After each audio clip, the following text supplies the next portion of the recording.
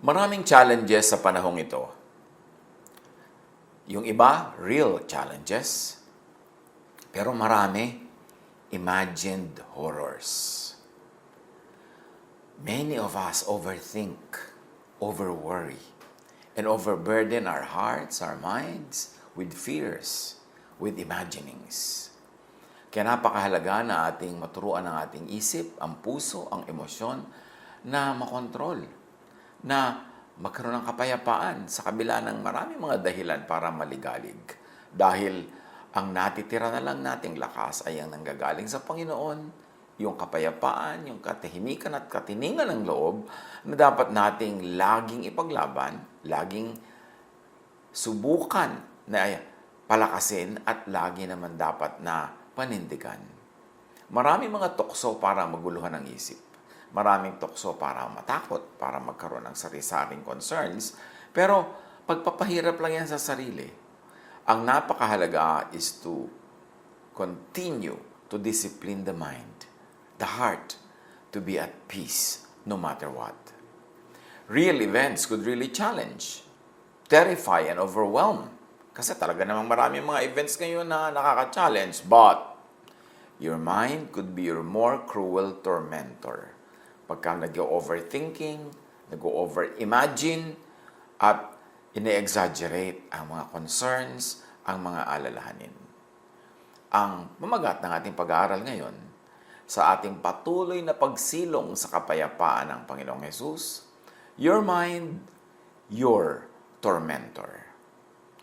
Kasabihan na, plant a thought, harvest an act. Plant acts, harvest a habit.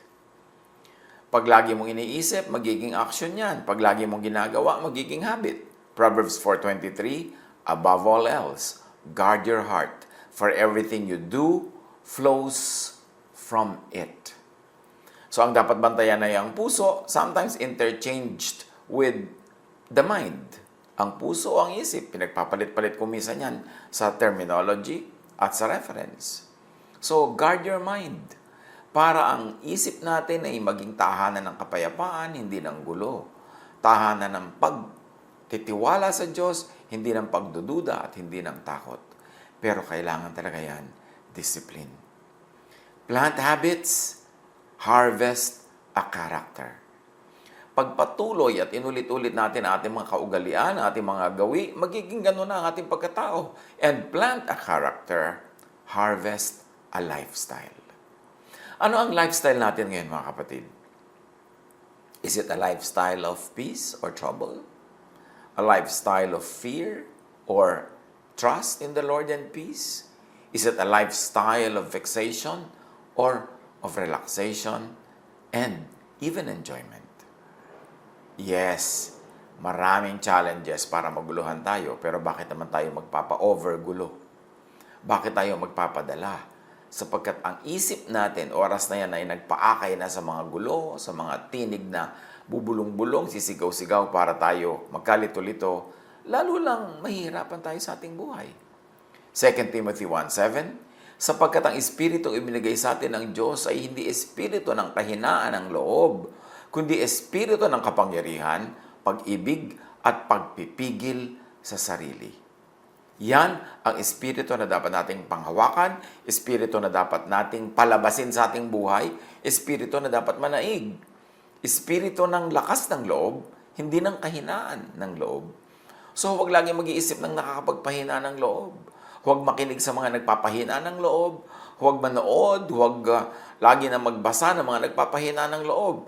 Kasi pagka pinapasok mo sa brain mo, through your eyes, binasa mo, pinanood mo, through your tenga, nadinig mo, etc., pwede kang panghinaan ng loob. At pag humina na ang loob ng isang tao, sumusunod na humihina ang kanyang immune system, humihina rin ang kanyang kalusugan. So ngayon, yung mga ini-imagine mo, pwedeng magkatotoo.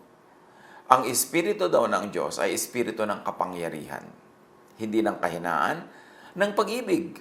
So kahit maraming challenges, maraming needs, let's continue to love, let's continue to be very loving, kasi in loving others, we also get strengthened. Hindi ko mo kinakapos ka na ng pera, magdadamot ka na, kung meron ka pa rin pwedeng i-share kahit paano, share. Kasi doon dumadami ang blessing. Hindi ko mapagod ka na, ayaw mo nang tumulong sa pagdala ng mga dalahin ng iyong kapwa. Kasi sa pagtulong mo sa kapwa, doon ka rin napapalakas. We keep what we give away. And in these challenging times, yan ang dapat nating ipaglaban.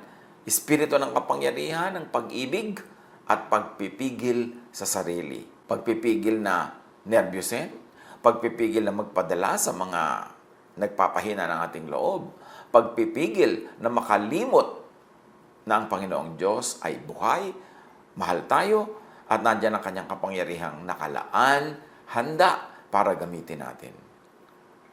The quality of your thoughts shapes the quality of your life. So imagine natin, mga kapatid, ano ang quality ng life natin at this very moment? Malamang, yan ay bunga lang ng ating pag-iisip. Kung tayo lagi nang nagpapanervyos, nervyos tayo ngayon. Kung tayo lagi nang nagpapadala sa mga pagpapahina ng loob, mahina ang loob natin ngayon. Pero kung ibinababad natin ang sarili natin sa pag-ibig ng Diyos, sa salita ng Diyos, sa pagmamahal ng Diyos, at sa pagmamahal sa kapwa, sa paggawa ng mabuti, ang magiging lifestyle and quality of our life is that of power, that of strength. Proverbs 23:7, for as he thinks in his heart, so is he. Kung paano ka mag-isip, magiging ganun ka. Proverbs 4:23, be careful how you think. Your life is shaped by your thoughts. Kaya kung minsan, hindi na mabuting lagi nagpapapanood ng balita. Lagi nakikinig ng mga balita, lalo kung nakakapagpalungkot lang, nakakabigay ng nervyos, nakakapagpahina ng loob. Why? Fill your heart and your brain with many negative things. Dapat as needed lang. Alamin mo lang yung may kinalaman sa iyong survival, sa iyong everyday life, pero yung beyond that, hindi mo na kailangang malaman. Kasi hindi naman ikaw ang sosolve ng problema ng buong mundo. Merong World Health Organization, merong United Nations, merong mga bansa, may mga republika. So, ang solvein mo lang yung immediate surrounding mo. Behave yourself so that you don't become a part of the problem. And if you could be part of the solution, if you could be a help, then mabuti. Pero huwag nang lampasan pa doon. Huwag nang dagdagan ng inaalala. Kasi habang nag-aalala, nasisira ang loob, pati kalusugan, nahuhulog. You could be your worst tormentor. More specifically, your mind could be your worst tormentor. Huwag na isipin yung sobrang layo pa. Sabi ni Jesus, don't worry about tomorrow. Tomorrow will worry about itself. Let the day's own trouble be sufficient for the day. At sa ganito mga panahon, it is always best to focus only on what is immediately before you kasi yun lang kung minsan ang kayang abutin ng resources natin. Dahil hindi mo dapat na gastahin yung resources for today's needs, gagastahin mo na in advance for tomorrow's needs. Tomorrow will worry about itself. Tomorrow will have its own provisions. Proverbs 14:10, each heart knows its own bitterness, and no one else can share its joy. So yung puso mo, yan lang talaga ang makakaalam ng iyong mga dinaramdam, iniisip, problema. So yung puso mo, dapat mo yang laging ibabad sa lahat ng beautiful and positive things as much as possible. Because as you think, you become. The conditioning, the brainwashing, the indoctrination of your mind lead you to mental freedom or bondage. Kaya may mga taong malaya ang isip, mayroong mga taong hindi malaya kasi dinadala sila doon ng kanilang personal history, conditioning, brainwashing na naranasan, and even religious indoctrination. Psalm 13:2, how long must I wrestle with my thoughts, and day after day have sorrow in my heart. So ang kanyang kalaban, yung kanyang sariling iniisip. Psalm 139:23, search me, God, and know my heart. Test me and know my anxious thoughts. So hindi lang niya ipinapasearch. Ang totoo, sinusuko sa Diyos yung anxieties, yung anxious thoughts. The conditioning of your mind lead you to guilt or non-guilt. Psalm 55:2, my thoughts trouble me and I am distraught. Philippians 4:7, At ang kapayapaan ng Diyos na hindi kayang maunawaan ng tao ang siyang mag-iingat sa inyong puso at pag-iisip dahil sa inyong pakikipag-isa kay Kristo Jesus. Yung binasa natin sa Psalm 55, gulong-gulo ang kanyang isip. Ang sinasabi naman ng Philippians 4:7, yung halos imposibleng maunawa ang kapayapaan ang maghahari sa ating buhay dahil sa pakikipag-isa natin kay Jesus. So, anong iniisip natin? Nakakapagbigay payapa ba o nakakapagbigay gulo? Because religious orientation can oppress or comfort. May mga tao na dahil sa kanilang pagiging sobrang relihiyoso, oppressed na oppressed ang isip nila, oppressed na oppressed ang kanilang puso, takot na takot sila, guilty sila. Meron naman na dahil sa religious orientation, lalo yung nakakaunawa ng pag-ibig ng Diyos through Jesus, ang naghahari sa kanilang buhay ay yung comfort, yung rest, yung peace. The same religion actually can lead to different orientations of the heart depending on what religious doctrine you subscribe to. The conditioning of your mind lead you to love or hate. And religious doctrine can make you loving or hateful, accepting or rejecting, kind or cruel. Mayroong mga tao, they profess to believe in the same God. They read the same scriptures. Pero yung isa loving, yung isa hateful. Yung isa accepting, yung isa rejecting. One is kind, one is cruel. Depending on the kind of religious orientation you allow to rule in your heart, in your mind, in your whole life. Philippians 4:7, at ang kapayapaan ng Diyos na hindi kayang maunawaan ng tao ang siyang mag-iingat sa inyong puso at pag-iisip dahil sa inyong pakikipag-isa kay Kristo Jesus, as we have already enjoyed this verse. So pag nakikipag-isa kay Jesus, ang nagiging bunga, kapayapaan na hindi kayang maunawaan ng ordinary logic. Pero nakikipag-isa nga ba tayo kay Jesus sa ating religious life? O nakikipag-isa tayo sa Pharisees? Ibang-iba ang magiging bunga niyan sa ating lifestyle. The conditioning of your mind lead you to rest or fatigue. Kaya may mga taong rested, may mga tao na mangarag at pagod. Job 20 verse 2, my troubled thoughts prompt me to answer because I am greatly disturbed. And Job 7:4, when I lie down, I think, how long before I get up? The night drags on and I toss and turn until dawn. So depende sa laman ng isip, depende sa takbo ng isip. Merong mga hindi makatulog, biling ng biling sa higaan, torture sa kanila ang haba ng gabi dahil ang habang gising sila, habang ang lahat ay tulog. Parang wala silang kasalo, wala silang karamay. Meron naman na ang gabi ay napakatamis, napakasarap kasi pahinga, napakalalim na tulog, mahimbing na tulog, pero pareho lang yun na nasa silong ng isang langit, pero magkaiba ang laman ng isip, magkaiba ang pag-iisip. Ecclesiastes 2:23, all their days their work is grief and pain. Even at night, their minds do not rest. So yung mind ang nagpapahirap. Religious orientation can give rest or grave fatigue. Kaya sa tinagal-tagal na ng mga tao na may religious life, may religious orientation, may religious membership, dapat sinusuri na ano bang dinadala sa akin ng aking religious doctrines? Rest or fatigue? Love or hate? Binibigyan ba ako ng kapayapaan o takot? Dapat sinusuri na yan.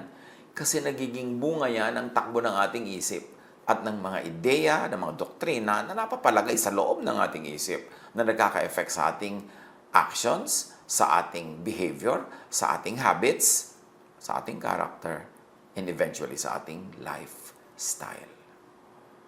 The conditioning of your mind lead you to heaven or hell in the mind. Di ba may mga relihiyoso yung mind nila parang impyerno? Lagi nalang takot, galit. May mga relihiyoso naman na ang mind nila parang extension and embassy of heaven kasi naghahari na doon ang kapayapaan ng Diyos. What about heaven in the mind? Dapat yun ang ating goal. Heaven in the mind. Philippians 4:8, Lagi ninyong isaisip ang mga bagay na karapat-dapat at kaibig-ibig. Kahit sa ganitong panahon, kahit sa challenging time na ito, ang isaisip rin yung karapat-dapat at kaibig-ibig. Mas lalo ang dapat disiplinahin ang isip sa ganitong mga panahon. Titus 1:15, malinis ang lahat ng bagay sa may malinis na isipan. Ngunit sa masasama at di sumasampalataya, walang bagay na malinis sapagkat marumi ang kanilang budhi at isipan. Again, yung ating budhi, yung ating isipan, yung ating values, yung ating thought life, ang nagdedetermine ng quality of our life. To the pure, sabi, all things are pure. But to those who are corrupted and do not believe, nothing is pure. In fact, both their minds and consciences are corrupted. Ganyan kahalaga yung ating battle that happens between our two ears.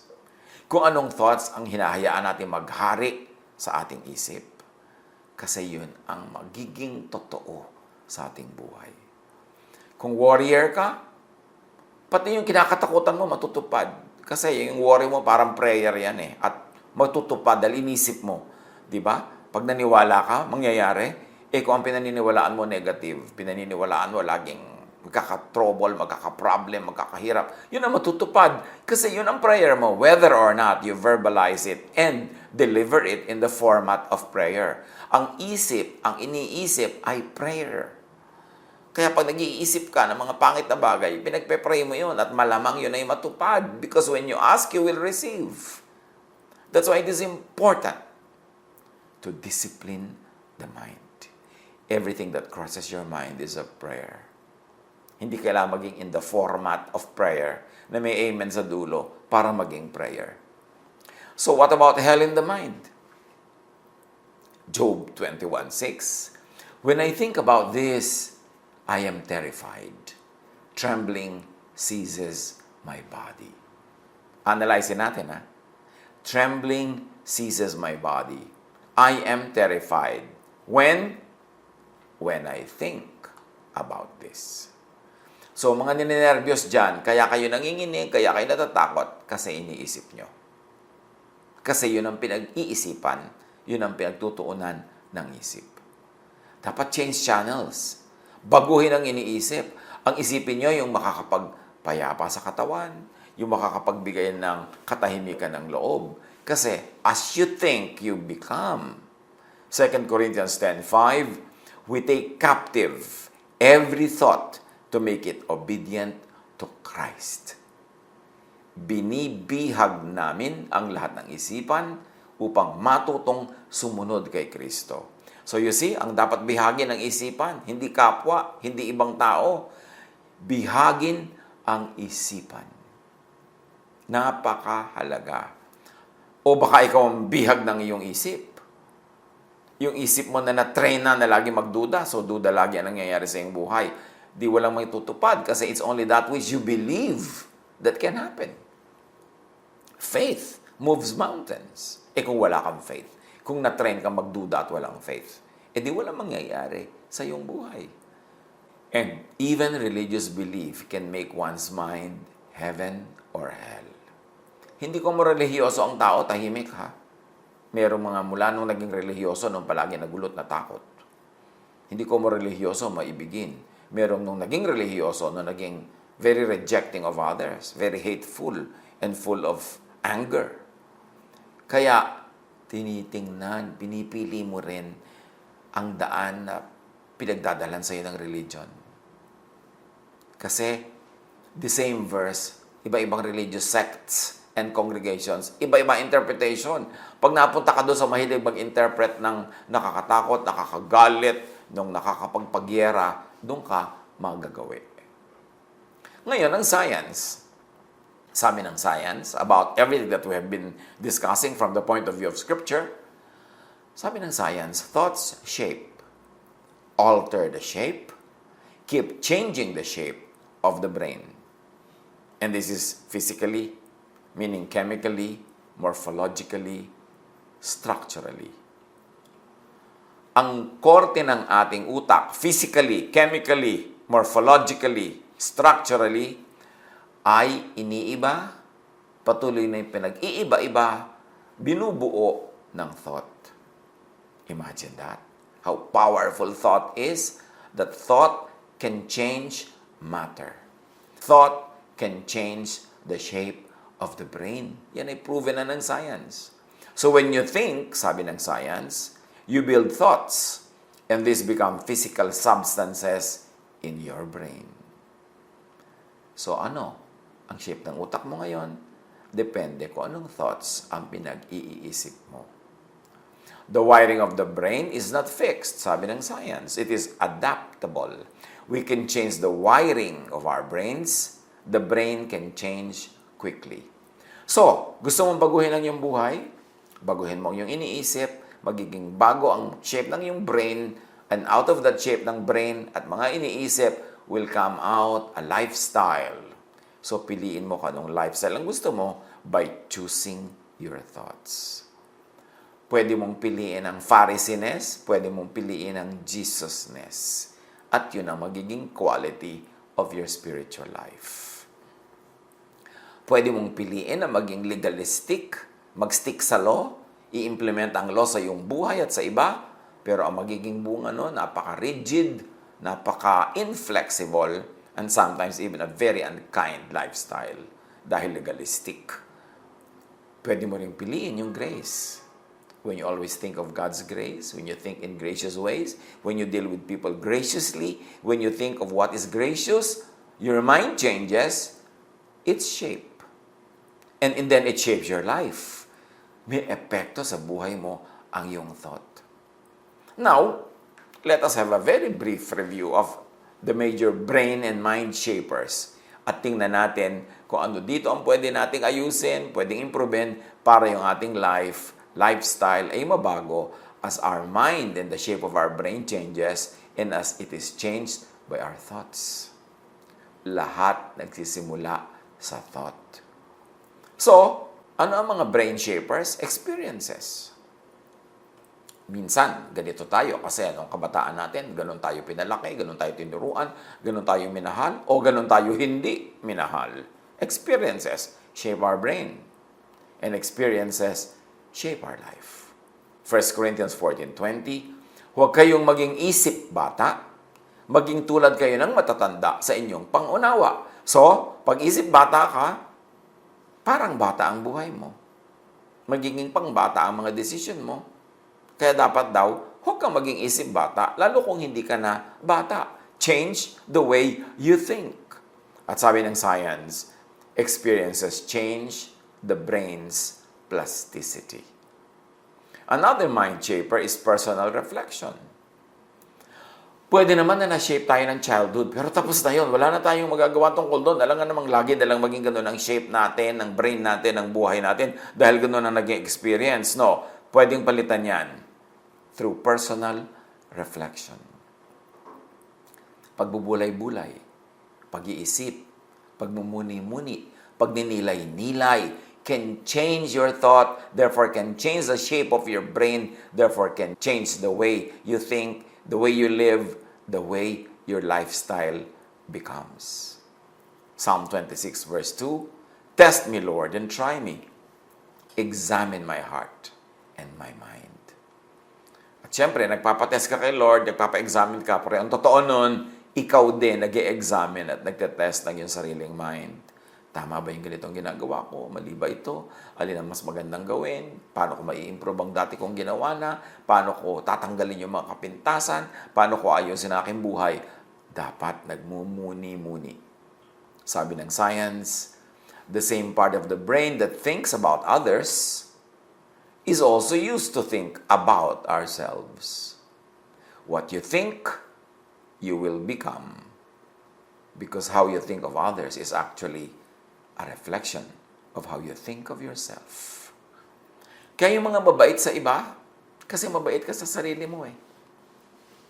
Yung ang lupit-lupit sa iba, kasi baka hindi mo alam, malupit ka sa sarili mo. Yung lagi nagdududa sa iba, kasi baka alam mong ikaw din kaduda-duda. Yung mga ayaw magbigay ng chance sa iba, baka yung sarili mo rin kasi hindi mo binibigyan ng chance. Ang ating pakikitungo sa kapwa, ay isa lamang na reflection ng tunay na pakikitungo natin sa ating sarili at tunay na pagtingin natin sa ating sarili. Kaya kung nire-reflect natin si Jesus, ang tinitingnan nating model ay si Jesus. Ang ipinapamuhay natin ay Jesusness. Ang dealings natin with others will be Jesusness. Pero kung ang dealing natin with others is Mosesness, Phariseeness, isa lang ibig sabihin nun, na ang tunay na model natin ay Pharisees. Ang tunay na tinitingnan natin, kinokopya, ay Pharisees. It will become the shape of our brain. It will become the shape of our thought. It will become our life. Kaya ang magnanakaw, sabi na matatanda, ay galit sa kapwa magnanakaw. At marami yung mga laging nabobola, naloloko, kasi mababait sila eh. Akala nila mabait din ang iba. At yun namang ayaw magtiwala sa iba, sobrang wais, kasi sila rin hindi mapagkakatiwalaan. Ganon din silang mag-isip. So, ang mga pag-aaral na ito, napakagandang pag-aaral ng ating mga sarili, mga kapatid. At bakit natin ito pinag-aaralan? Kasi itatanong natin sa sarili natin, happy ba ako sa life ko? Happy ba ako sa lifestyle ko? Happy ba ako with everything that's happening in my life? Or most anyway? Kasi kung hindi, may dapat akong baguhin. At yun ay magsisimula sa takbo ng aking isip, sa aking pag-iisip, because as I think, I become. My thoughts are prayers. My thoughts become me. Doon tayo magsimula ng pagmumuni-muni. Another mind shaper, of course, is training and habit forming. Philippians 2:5 have the same mindset as Christ Jesus. Practice yan eh. Marami sa atin, meron tayong Pharisaic nature. Nature nating manakit, nature nating mang-judge, nature nating mang-reject. Pero mag-practice tayo maging tulad ni Jesus. Mag-accept, mag-love, mag-forgive. At kapapractice, magiging ganun tayo. Sabi ng science, intuition is a highly sophisticated process. We notice patterns through past experiences, store these experiences and associated information into long-term memory, and then retrieve that information when we see these patterns again in our environment. Yung parang tinatawag nating kutob.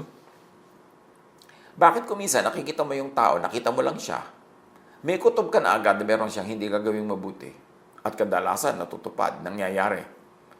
Kasi somewhere in our memory, may mga naranasan na tayong ganong itsura ng tao, ganong expression, ganong kilos, tapos may mga ginawang masama. At nakaimbak yun sa ating memory. Pag nakakita tayo ng ganun uling expression, ganong itsura, ganong pattern, kahit sa ibang tao, sa ibang panahon at ibang lugar, lumalabas sa file ng ating brain yung warning na, oy, ang ganyang kilos, ang ganyang arte, ang ganyang mga salita, nagbunga na yan ng pangit at hindi maganda sa iyong buhay noon. So, mag-isip-isip ka at yan ang tinatawag natin, ba't kaya ako may kutob? Wala naman akong alam na facts, pero may kutob ako. Yun. At science explains it. Of course, Romans 8:5-6. Those who live according to the flesh have their mind set on what the flesh desires. But those who live in accordance with the Spirit have their mind set on what the Spirit desires. Another mind shaper is social training. Kaya mag-ingat-ingat tayo sa pagtatrain ng mga bata. Kasi kuminsan, ang bata buong buhay niya nagiging gano'n ang ugali dahil tinrain natin na maging gano'n. Kuminsan, puro kalupitan ang naramdaman ng bata, kaya tuloy nagiging malupit din siya kung lumaon. O kaya sabik na sabik, kulang na kulang sa pagmamahal. Kaya kahit sino na lang ang para magmamahal, sumasama, nauuto, nabubola. Mahalaga ang social training. At sabi ng science, humans are a social species inescapably shaped by our cultural context. And thus, some degree of indoctrination is implicit in the parent-child relationship.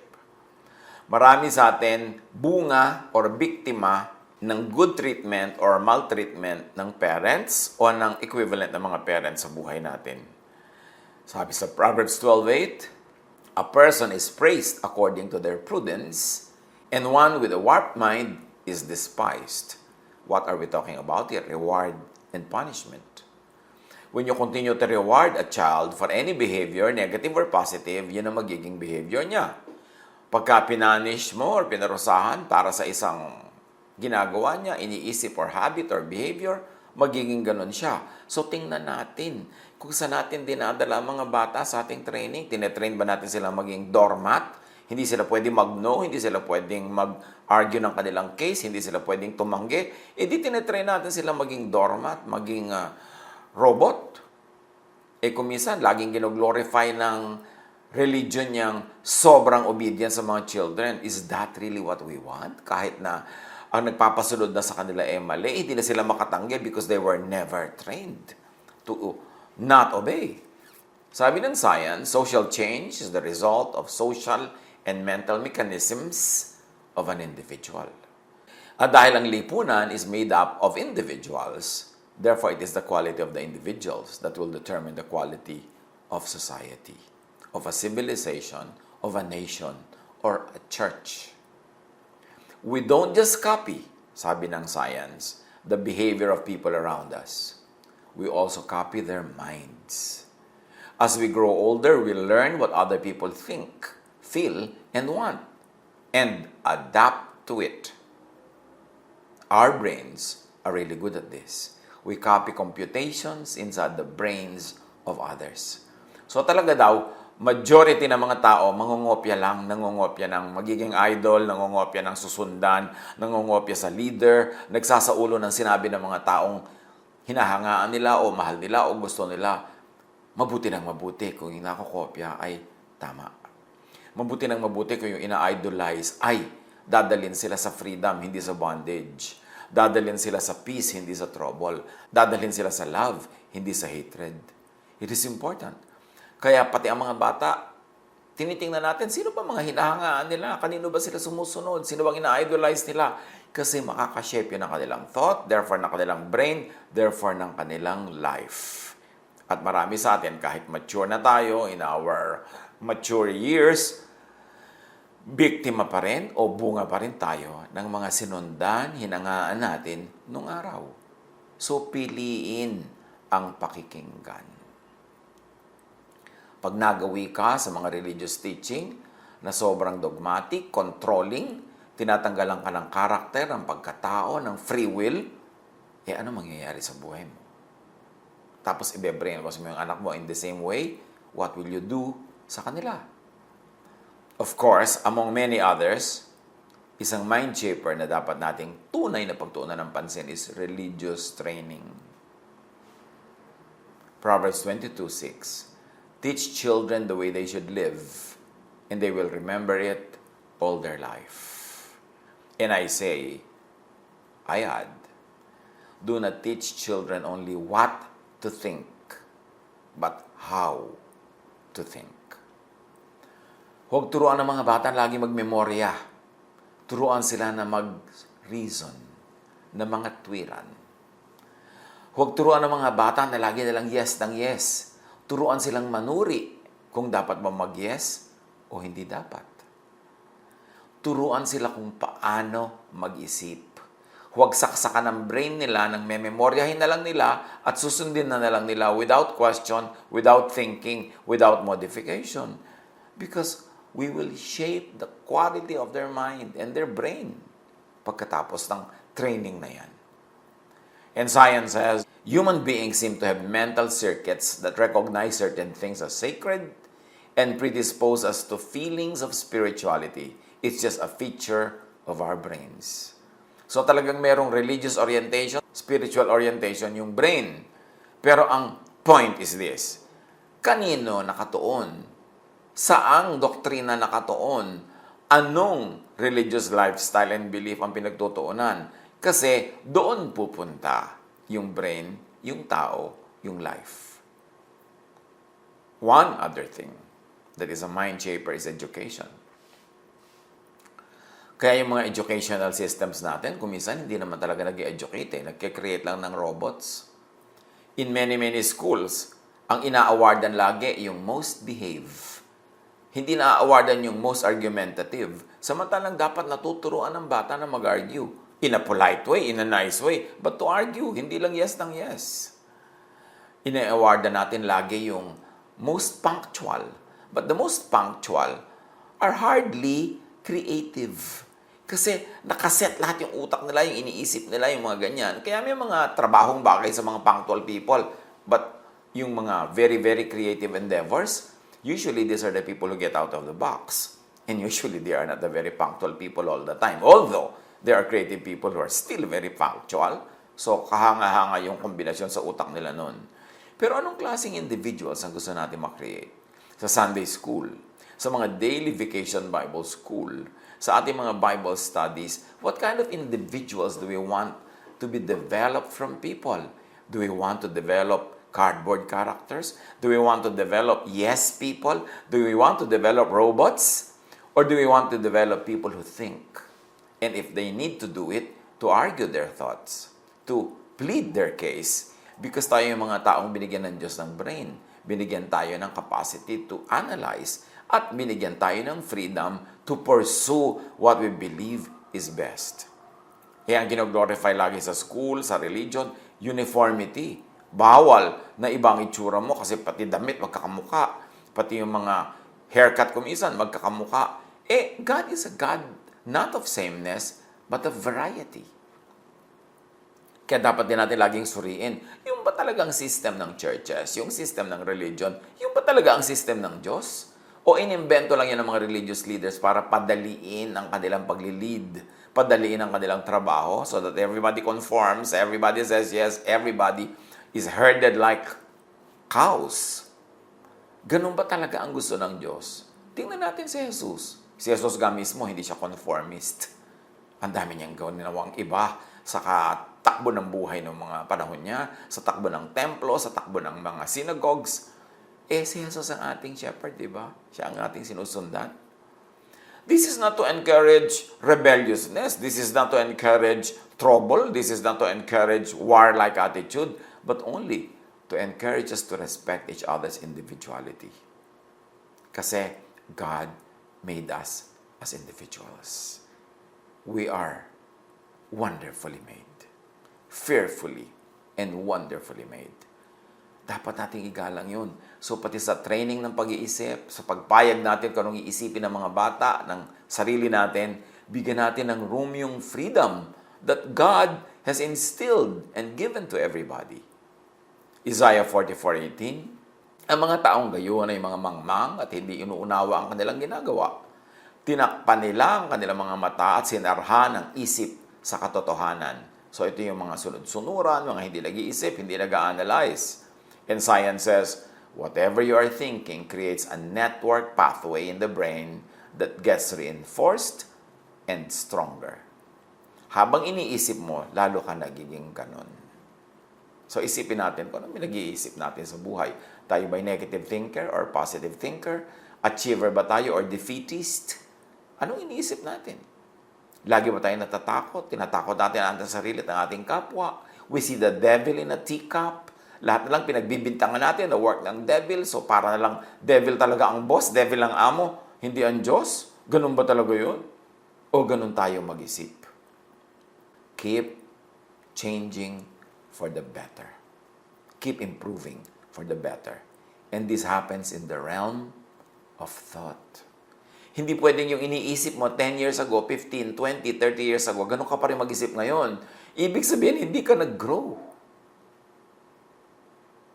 Tapos ang gusto mo lagi naririnig na teaching, yung narinig mo na noon, ilang ulit na, paulit-ulit, taon-taon, decades na, yun at yun at yun at yun. Bakit pa magtitipon-tipon kung yun din lang ang madidinig lagi? Yun din lang ang interpretation, yun din ang reading, walang bago. Di dapat tumigil ka na nun pa kasi alam mo na nun yan eh. But we must grow from glory to glory. The very, very rule of life is growth.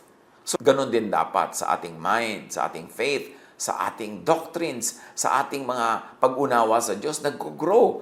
And to grow, you've got to outgrow something. Para lumaki ang iyong paa, may mga iiwan ka sapatos at tsinelas. Kung ayaw mong iwan yon, hindi lalaki yung paa mo.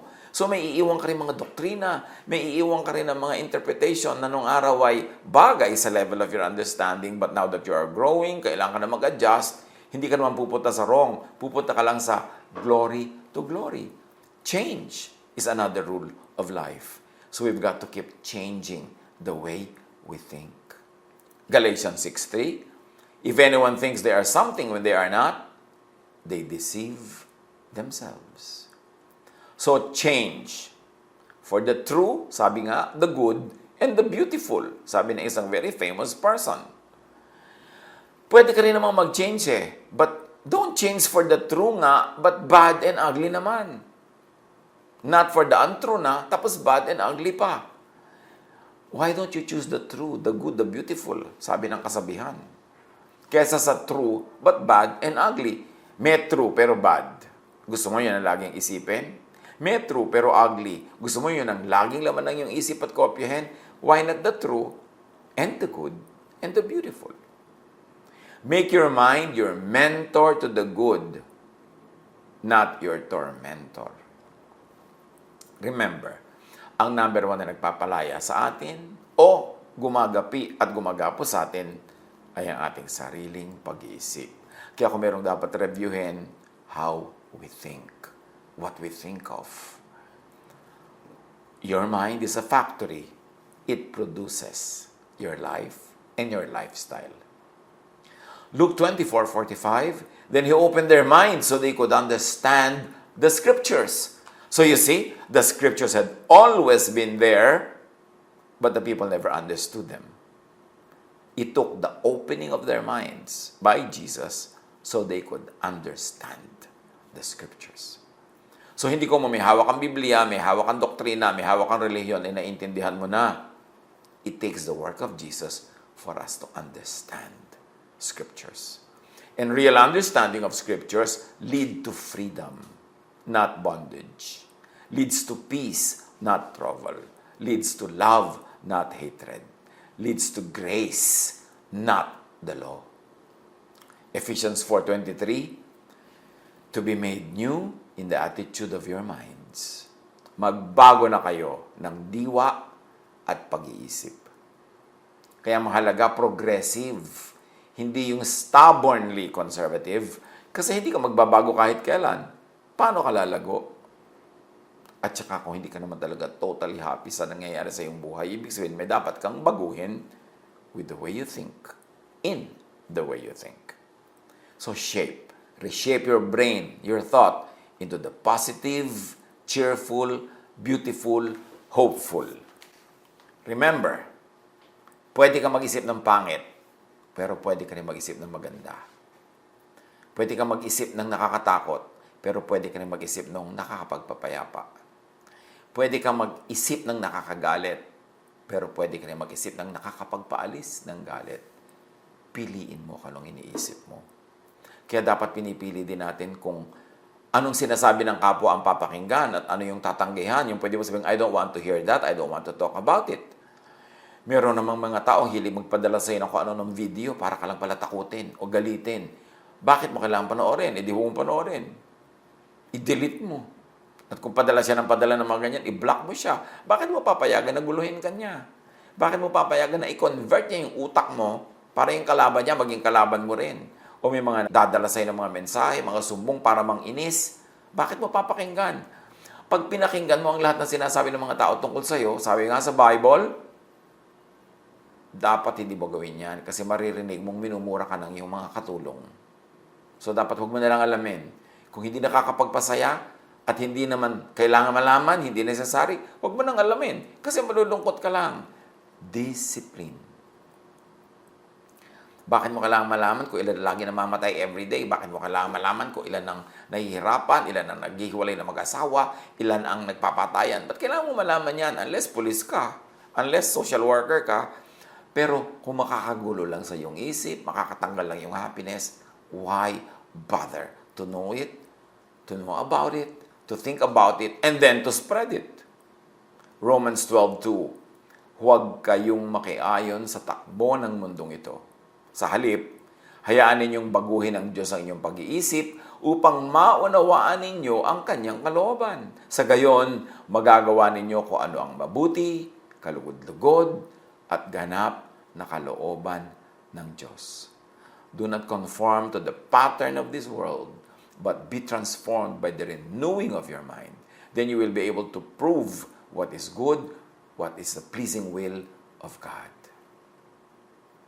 Huwag makiayon sa takbo ng isip ng mga tao. Huwag makiayon at magbasa ng lahat ng mga comments sa social media. Huwag makilabad sa lahat ng labanan. Huwag sumali sa lahat ng mga pagtatalo. Dapat marami ka ng pinapalampas. Kung magpapagulo lang sa iyong isip, walang bungang mabuti sa iyong buhay, pass. Change the way you think and the way you act. Daniel 4:16, let his mind be changed from that of a man, and let him be given the mind of an animal.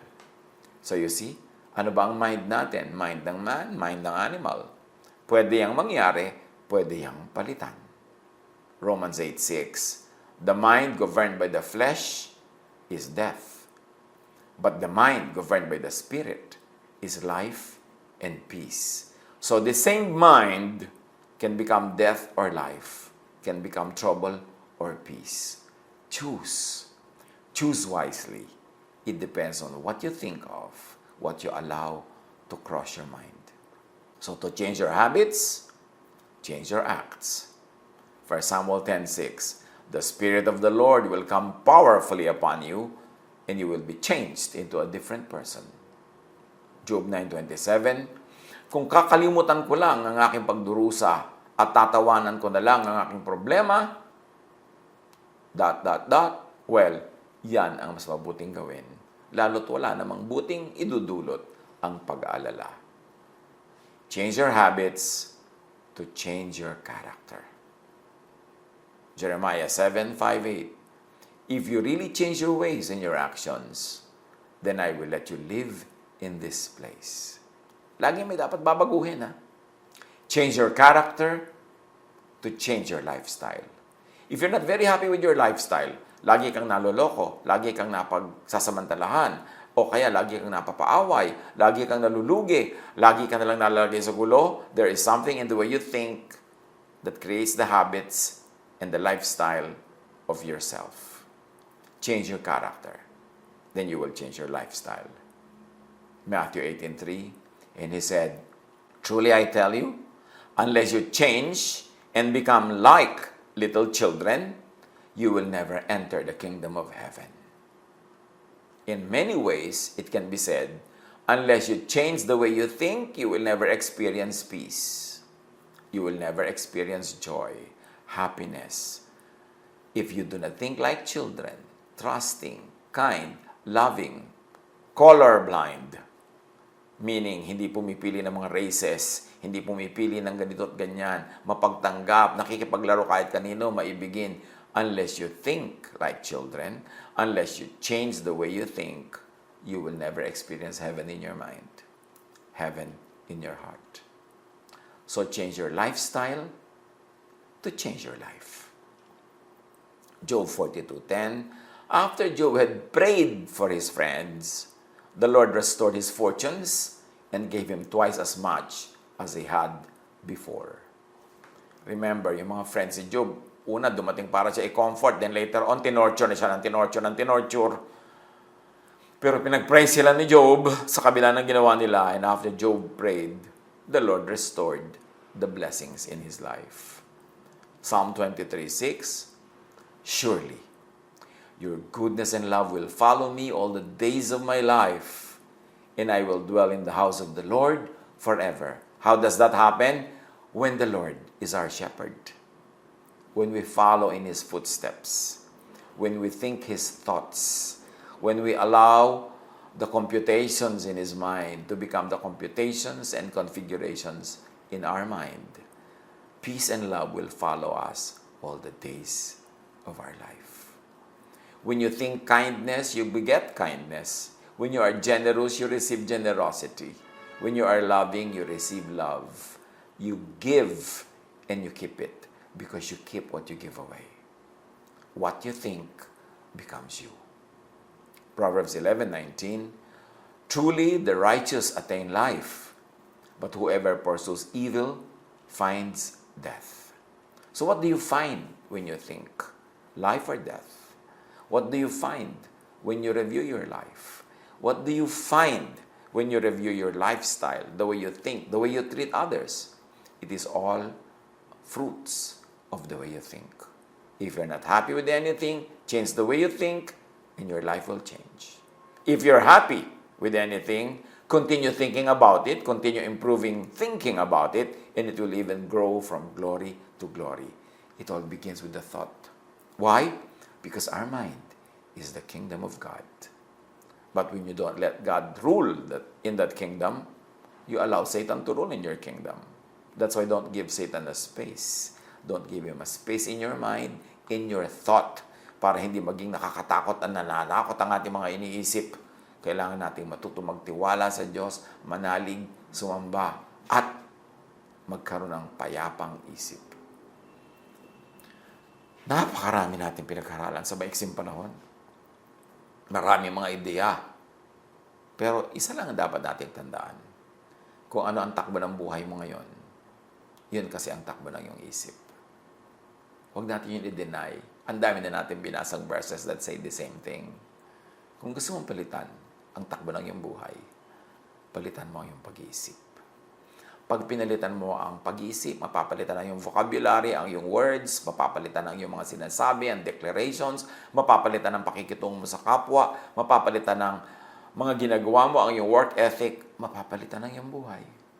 Ngayon, kung gusto mo nangyayari sa iyong buhay, lalo mo pag-isipan yung mga iniisip mo na, lalo mo pang gawin yung mga ginagawa mo na, mag-i-improve pa yan na mag-i-improve. Life is what we make it, and we make it through thought. Be changed by the renewing of your mind. Huwag maging negative. Huwag maging fearful. Huwag maging laging afraid. Huwag laging matakot at manakot. Mabait ang Diyos. Kilalanin ang mabait na Diyos, hindi yung malupit na Diyos na ipinepresent ng iba. Kilalanin ang mapagpatawad at maibiging Diyos at Siya ang tularan. At ang buhay natin mapupuno ng pag-asa, kapayapaan at katahimikan. God bless us all.